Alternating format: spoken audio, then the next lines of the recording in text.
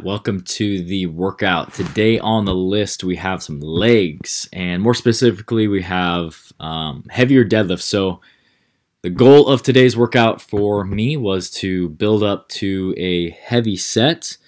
I kind of picked the number 495. That's what I wanted to build up to today, so that was kind of the intention of today. So here's a clip of me kind of building up 315 there. Previously, before all these deadlift sets, I've done a full metabolic warm-up, full dynamic warm-up. I've talked about those before. And also I had done 135, 225 as well. So make sure that you're doing your warm-up sets. That's something that you need to do, especially if you're trying to go heavy. You can't just hop right into the workouts and lift heavy weights. So get your thorough warm-up in. The first clip of deadlifts was my first working set. So 315 on the first one, 365 on the second one. Here's a clip at 405. I'm kind of just building up. Like I said, today I didn't have a specific rep range. My goal was just to build up to a heavy set and kind of see how it felt. So 405 here. And then in the next clip, you'll see 455. So I was feeling it today. I had some Rob Bailey blaring in the background. I think I hit either 2 or 3 here at 455.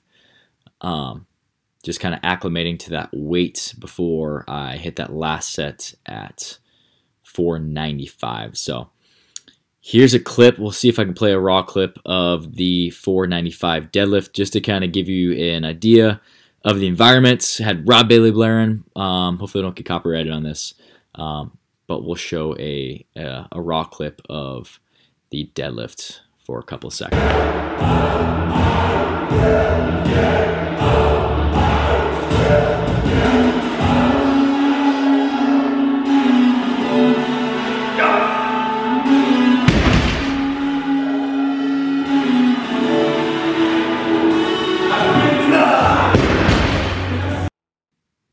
So as you guys can see, I was amped for that 495 set. I was pretty happy with it. I hit 495 for 2. They felt really smooth. So that was definitely a good week to build on. So I was happy about that. Getting into the accessory of the workout. So I hit a neck superset. So the deadlift was by itself. The neck superset, I had a heavy hip thrust, and you'll see in a second a single leg cable curl. Hip thrust was going sets of 10, 4 sets. Just a great accessory movement for the posterior chain. Guys, we don't need slack on doing hip thrusts. Yes, you can still do them. They're an awesome movement for strength, just to balance everything out, especially if you squat a lot and you lunge a lot. Just do those, do hip thrusts. It's going to help balance out the posterior chain. Also going to help with your deadlift once you get it to the knee of just extending your hips through to really finish off the rep if you really struggle with that. So, like I said, I supersetted it with a single leg cable curl. This is a great modification just to get some isolation accessory work in. Single leg, you could modify this here like I have it with the cable on a bench. You could even do it if you have a leg curl machine at your gym. If you're at home, you could even modify it with a band. Or you can do it with a dumbbell too between your feet. So there's a lot of ways that you can get a leg curl in, even if you don't have a leg curl machine. So this is one that I've really been liking lately. Just a unilateral movement. The cable has a really good pull to it. And like I said, you can focus on one leg at a time just to get some hamstring work in. Like I was saying with that hip thrust clip, a lot of people are so quick to do quad movements, your squats, your lunges, more squats, a different variation of a lunge. And those are very quad dominant. So just make sure that you're getting some posterior chain work in too. The next superset, this one is a grinder. So this is where a lot of the volume came in. I supersetted a dumbbell goblet reverse lunge, sets of 10 on each leg, alternating, so 20 total reverse lunges.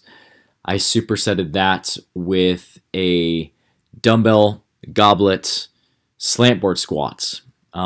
This superset is super quad dominant, so the deadlift, the hip thrust, the leg curl, those are all posterior chain, whereas this superset is really blasting the quads, especially with that slant board. I went with a really close stance.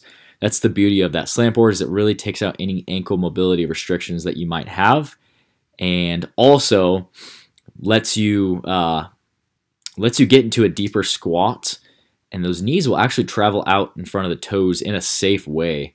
And that is really going to isolate the quads, especially with having done some reverse lunges first to pre-exhaust those quads in the first place. Doing 20 reverse lunges in the first place, those legs are already a little bit more fatigued than they would be if you started with the squat. You go into that squat second, and those quads are just screaming. So this is a great superset. It's a great one to get some volume in. It's a great one to really pump up those legs. First set, I think I did 70 pounds in the first one, so I did 3 sets on these. So 4 sets on that hip thrust and 4 sets on that single leg curl. 3 sets on dumbbell reverse lunge, 3 sets on squats. I did 75 pounds on the first one, 85 pounds here on the second one, and then you'll see in a second I gave that 100 a shot on that third set. This is a really good one, like I was saying, just to hit those quads.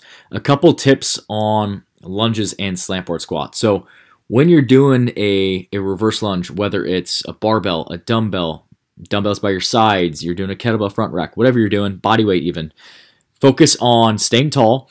We're going to focus on taking a closer stance to start, and then you're going to take a straight step back. And what you want to do with that front knee is point that knee directly forward. Same with the toe. You're going to stay nice and tall. Don't let that weight drag you forward.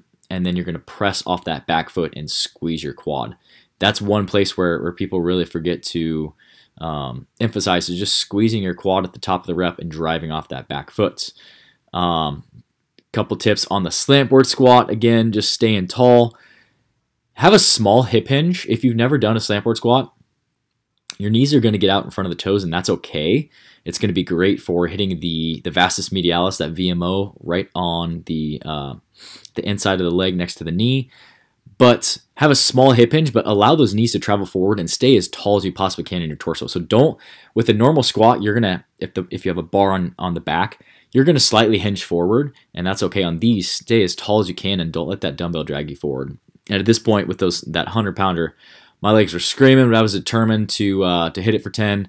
Had some Rob Bailey blaring in the background, so that was really the finish of the workout there. Legs were screaming at the end. That was the end of the strength portion of the workout.